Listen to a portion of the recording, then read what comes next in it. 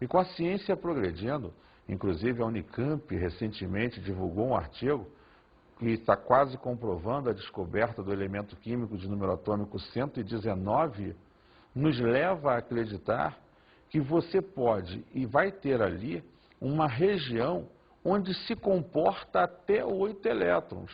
Mas perceba o que eu falei ao longo da explicação. O número máximo de elétrons da região é aquele. Não quer dizer que dentro de uma camada M tem que ter sempre 18. Pode ter 10, pode ter 5, pode ter 2. A gente vai gerar um mecanismo para fazer essa distribuição. Por enquanto, eu estou definindo para você a região, o seu nome, representado por uma letra, e quantos elétrons eu poderia colocar lá dentro, no máximo. Se vai ter aquilo ou não, é uma questão que mais à frente vamos discutir. Número quântico principal, N. Ele indica as camadas. Então esse é o número que lá naquele primeiro esquema eu associei a você que vai representar as camadas. Vamos ver esse esquema agora. Camada K é representada por N igual a 1. Camada L, N igual a 2.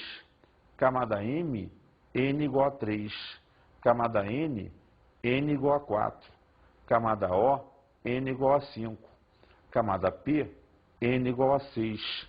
Camada Q, N igual a 7. Subníveis de energia. Os subníveis de energia são a segunda região criada para que nós possamos ter a melhor localização daquele elétron. Então agora eu vou pegar aquelas camadas, aquelas 7 camadas criadas, e vou dividir em pedaços menores. Esses pedaços é o que nós chamamos de subníveis. São 4 subníveis hoje trabalhados e conhecidos: o S, o P, o D e o F. Cada subnível é uma divisão da camada, então é uma região menor. Se é uma região menor, ela também comporta uma quantidade máxima de elétrons. O subnível S tem no máximo 2 elétrons, o subnível P no máximo 6, o subnível D no máximo 10 e o F no máximo 14. Não se preocupa que eu estou te apresentando como está sendo dividido e as representações. A maneira de usar isso é daqui a pouco que você vai ver.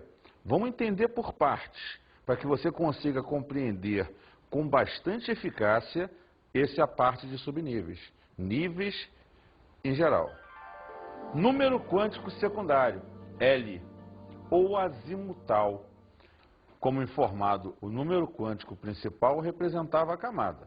Agora eu criei o segundo número quântico, o número quântico secundário. Ele vai representar quem? Os subníveis. Eu estou criando um código, uma codificação, que vai representar cada uma das 4 informações centrais ligadas à eletrosfera. Sendo assim, o subnível S vai ser representado por L igual a 0. O subnível P por L igual a 1. O subnível D por L igual a 2. E o subnível F por L igual a 3. Criando, então, a segunda sequência de códigos representativos. Exemplo. Eu digo que um elétron tem N igual a 4, L igual a 0. Significa dizer que é um elétron da camada N e que ele está no subnível S, porque 0 representa S e porque 4 representa a 4ª camada ou camada N. Outro exemplo. Se eu digo que um elétron está no subnível P, o inverso do anterior, ele tem L igual a 1, porque 1 representa o subnível P. Se eu digo que um elétron está na camada M, é porque ele tem N igual a 3. Ele está na 3ª camada. Então, o que eu estou tentando te mostrar com esses 2 exemplos é que você pode associar as camadas, K, L e M, a um grupo de números, número quântico principal. E os subníveis a um outro grupo de números, o número quântico secundário. Orbital. Essa foi a minha 3ª divisão. É a região mais provável de eu achar aquele elétron. vai ser o meu terceiro número do jogo. É uma região do espaço em torno do núcleo, ou seja, na eletrosfera, onde há maior probabilidade de se encontrar um elétron. Então ele é a região de menor tamanho, dentro da eletrosfera, onde com certeza, se eu tiver que achar o elétron, é lá dentro que ele está. Princípio de exclusão de Pauli. Como eu te falei, existem algumas regras para a identificação do elétron e a melhor localização dele dentro do orbital, o tal sentido do gelo. Então eu tenho que entender como é que funciona lá dentro do orbital essa colocação de elétrons. Veja só, em um orbital pode haver no máximo 2 elétrons e de spins contrários. Como eu te disse, necessariamente só pode ter 2 elétrons e eles têm que girar em sentidos contrários. Por isso tem que ter spins contrários. Quem enuncia isso é a regra de Pauli. Tem uma outra, a regra de Rand, que fala o seguinte: um orbital de um determinado subnível só recebe o seu segundo elétron depois que todos os orbitais do mesmo subnível tiverem pelo menos um elétron. Essa é uma regra que equilibra os orbitais.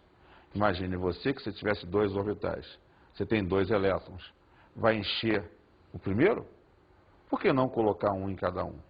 Então o que se percebeu, até por uma questão de terem carga negativa e de maior estabilidade do átomo, que se você tem orbitais em quantidade, espalhe os elétrons.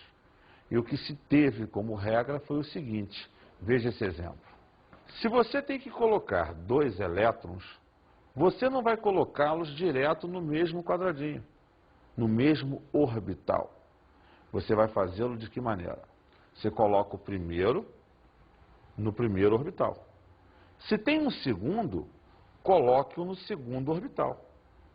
Se existe um terceiro orbital, então o próximo elétron vai entrar lá. Aí sim, se todos os orbitais receberam um elétron, tem mais um. Então o segundo entra aqui. Como o Pauli disse, no máximo 2 em cada um. Mas o segundo só entra, segundo Rand, depois que todos os orbitais tiverem pelo menos um. O número quântico magnético, M ou ML, é a representação do orbital. Lembra, eu já tinha apresentado o número quântico principal para a camada, o número quântico secundário para o subnível, agora eu vou te apresentar o número quântico magnético, que vai representar em qual quadradinho, em qual orbital o elétron vai estar. O subnível S tem no máximo 2 elétrons, então ele tem apenas um orbital. O subnível P tem no máximo 6 elétrons, então ele tem 3 orbitais. O subnível D tem no máximo 10 elétrons, então ele tem 5 orbitais.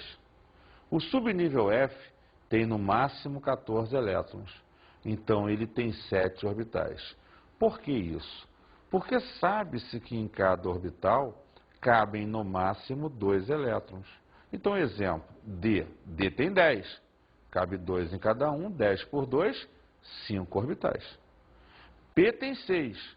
2 em cada um, 3 orbitais. O número de orbitais é sempre a metade do número de elétrons daquele subnível. E como representar numericamente? Eu tenho que ter o código numérico. Foi escolhido, então, em função de algumas equações quânticas, que não me cabe aqui te mostrar, é a parte mais quântica de nível superior, onde, em suma, se utilizou números inteiros, do centro para as extremidades, onde temos, então, o subnível S, como só tem um orbital, é 0 a sua representação. O subnível P, como tem 3 orbitais, 0 no centro, inteiro e positivo para a direita, inteiro negativo para a esquerda, mais 1 e menos 1. 0 no centro, mais 1 e mais 2, menos 1 e menos 2. 0 no centro, mais 1, mais 2 e mais 3, menos 1, menos 2 e menos 3. A partir dos orbitais centrais, que você bota o zero, você representa os positivos para a direita, inteiros, e negativos para a esquerda, também inteiros. Então, mais 1, mais 2, mais 3, menos 1, menos 2, menos 3, conforme o número de orbitais daquela situação. Exemplo. N igual a 2, L igual a 1, M igual a mais 1. Se N é igual a 2, o elétron está na segunda camada ou camada L. Se L é igual a 1, o elétron está no subnível P, porque P é igual a 1.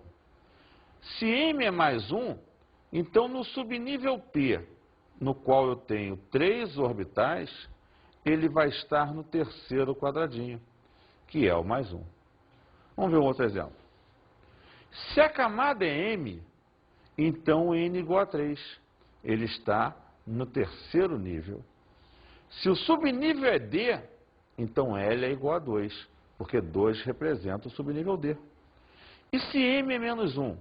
Ora, D tem 5 quadradinhos. O menos 1 é o segundo. Lembrando, 0 no meio, para a esquerda, menos 1, menos 2. Então, o elétron vai estar dentro desse quadradinho, no subnível D, na terceira camada. Número quântico de spin, ms ou s. Esse é o último dos números. Ele vai informar o quê?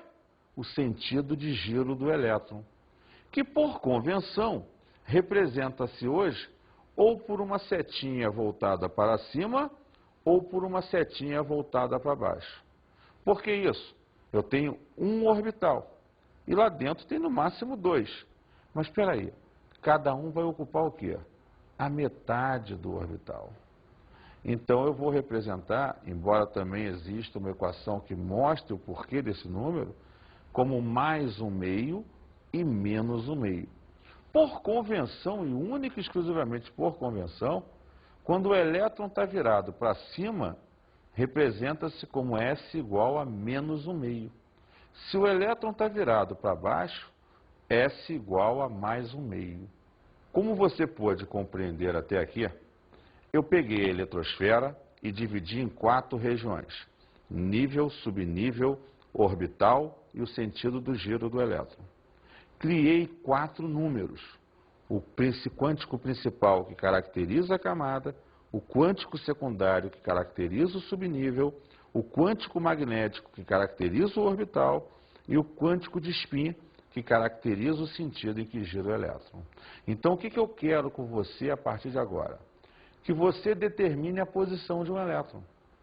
Que você, nos exemplos que vão se seguir, nos exercícios que você for fazer, tenha condições de representar a posição daquele elétron, dizendo sempre essas 4 informações.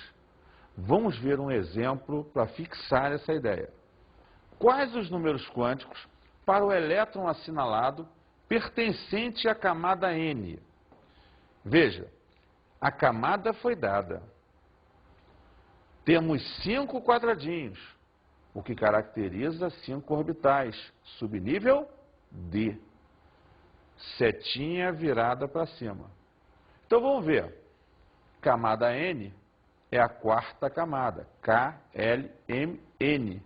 Então N igual a 4. Subnível D. Por que D? Porque tem 5 orbitais. Eu aprendi que o S tem 1, o P tem 3, o D tem 5 e o F tem 7. Se tem 5 quadradinhos, ou orbitais,